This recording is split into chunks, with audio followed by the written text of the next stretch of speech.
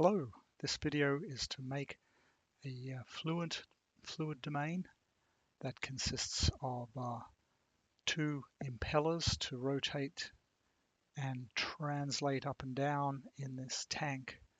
And currently I have a solid body for the tank fluid which does not have any cavities for the impellers. And I have a couple of planes that are 50 millimeters apart, and this is a 300 millimeter tall tank, and I want to move the middle zone up and down by 100 millimeters. So there'll be like 25 millimeters of clearance between the plane and the top of the tank, and so there'll be dynamic mesh going on at the top and bottom to accommodate the axial travel of the impellers in the tank, and the impellers will spin using another dynamic mesh for mesh motion. So we need to draw a circular boundary around the impeller and have that have a cavity in the tank, and have that circular zone have a cavity for the impeller shape. So that's what we're doing in this video. So to get started, let's sketch on that plane get out of the measure tool, S for select. On that plane, let's go into sketch mode, and let's firstly create a new component so operations don't affect things we've already got here. And this will be the moving mesh zone component in SpaceClaim. And we'll pick that to sketch on.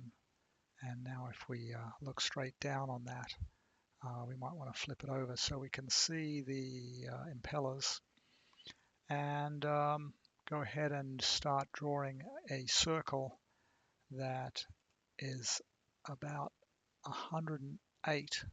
So I'm wanting to leave the impeller itself is 100, and so I want 4 millimeters on each side, so 108 is the diameter I want. And I'll probably do this once and then copy it over to the other side.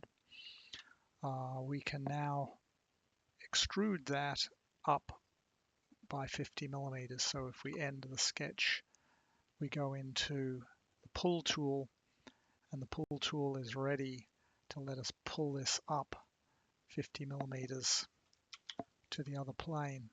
So by having that in a separate component, it didn't automatically merge with anything, because otherwise I'd have to use the no merge button a lot. But one of the things I can do now is subtract cavity in that moving mesh, which I'll call that on the negative Z side. And so this negative cavity, if I do Control C to copy it, Control V to paste it, I get it in here. And now with that in there, I can do the combine, and I can, it's be simpler if I go back to the select tool and turn off everything but the moving mesh pieces. And now with the combine tool, I want to operate on this and subtract from it the impeller, but I don't want to keep the cutter. I'm going to subtract that impeller out, and it's asking, do I want to delete something? Yeah, I want to delete the impeller body that's inside there, which is that. So now I have a moving mesh cylinder with a impeller shaped cavity in it, which we can see if we go to display and use S on the keyboard gets you back to the select tool, which is always a good strategy. Pick that solid and we can make it transparent usually, or go to wireframe, which always works. So there's our fluid domain that's going to have a moving mesh on it, and I need another one of those on the other side. So I I can just copy it across with the move tool. So in the fluid domain, I know that is like 160 millimeters in the Z direction. So with the move tool, I can either type M for move or click the button, and I can move that in the Z direction and undo. Control Z is undo. If I hold the control key down, I get a second copy, and I want to go over 160 millimeters.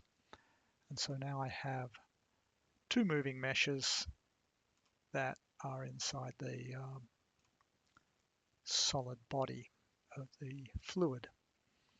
And these are the solids I need to subtract from the fluid. So I'm going to make a new component called solid impellers. And I want to just move these out of the top level, and I will need to put copies of these into the other thing for a subtraction. So I'll take these two bodies and do Control C and make this the active component, and Control V so they appear up there. Now I don't want to see these because I'm going to mesh them. Up here I want these, but I don't want the cavity inside them, and so I will with the select tool and squaring that up and zooming in, I can select the faces, hit delete, and now that's just a solid block. And with the same operation, pick those faces and hit delete. That's a solid cylinder inside the fluid body. And this is what I need to do the combine tool on. I want to operate on this, and I want to subtract these two bodies. And before I do that, keep cutter is turned off, which is good. I'll subtract these two bodies and then delete these two bodies. And now I have a single fluid with two moving mesh cavities in it, and I have two fluid bodies that have impeller-shaped cavities in them. And these are going to be not used sharing topology because I want an interface, so I can let that be a sliding mesh interface.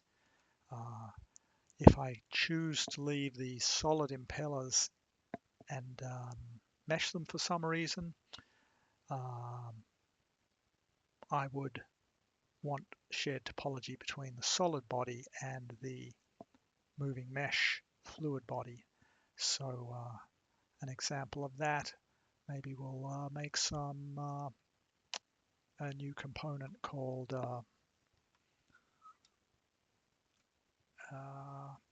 moving mesh solid impeller,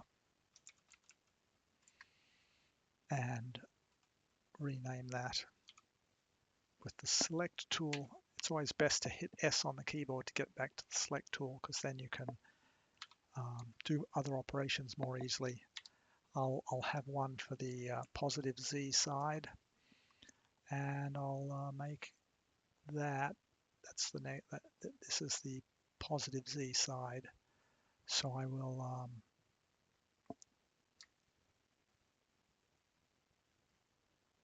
cut that out of there and paste it in here. I don't have to click on that. So there's my positive impeller, and here's my positive solid. And if I put those together, then with this, just this visible, I can use the shared topology, so that I'll just hit F2 to rename that. Fluid positive Z side. And here's where the workbench Workbench Share tool will find the faces that are shared between those two solid bodies. So no contact definitions and no interface surfaces will be created between the fluid body and the solid body.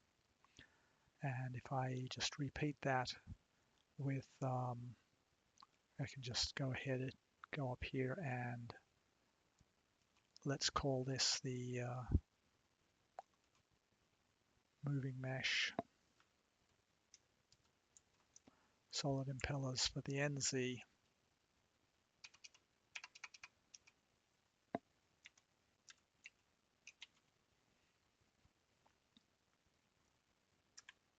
And we want want to move that solid. We're going to activate this component so we can operate on it. We want the fluid body in there, and we want the solid body in there. It's already in there.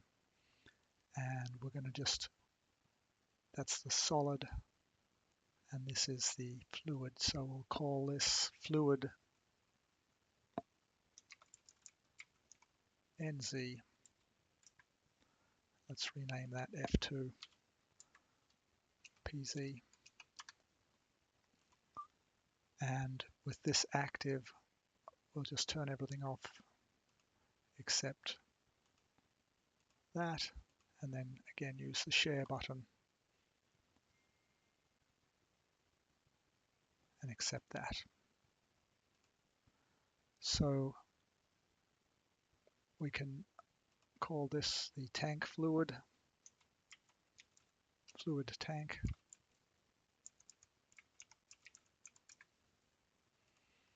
And this is an empty component, so we can just delete it. We've got the moving mesh with solid impeller inside it. So that's pretty good. We'll hit save on that, and we will next slice up the solid tank, the tank fluid, to allow the moving mesh to occur. So we want these planes back on, and we're going to operate up at this level. So we'll activate that component. I could make a component called tank to hold the tank fluid parts in. But back on design, we want to split the body. We want to split the tank at that level. Delete nothing. So I click out, and then I want to I want to split the bottom with this plane and delete nothing. So now I have a tank with split lines, and actually in hindsight, I actually want a little static fluid above the spinning zone. So I'm going to undo that and undo that. So the two split lines, I want to move these planes out 4 millimeters. So with the select tool, Control Z is undo, by the way. M for move. I want to move this in this direction up by 4 millimeters. And then I want to move this one in this direction down by 4 millimeters. And those are the two planes I want to split. And